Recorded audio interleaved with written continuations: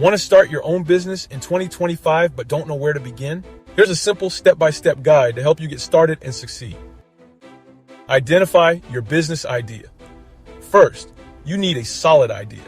What are you passionate about? What problems can you solve? Tools like EngineShark.com can help you refine your concept and analyze market trends to ensure your idea stands out. Create a business plan. Develop a business plan.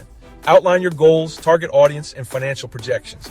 Break it into manageable sections like marketing strategies, financial goals, and a timeline. Use WorldQuestConsulting.com for help organizing your thoughts into a professional plan. A clear plan will be your roadmap to success. Secure your funding. Funding is critical, whether it's through personal savings, loans, or grants. Need help with funding? Visit grantfunds.com to explore grant opportunities for startups. Build your brand and online presence. Now, it's time to build your brand. A strong online presence is essential in today's digital age.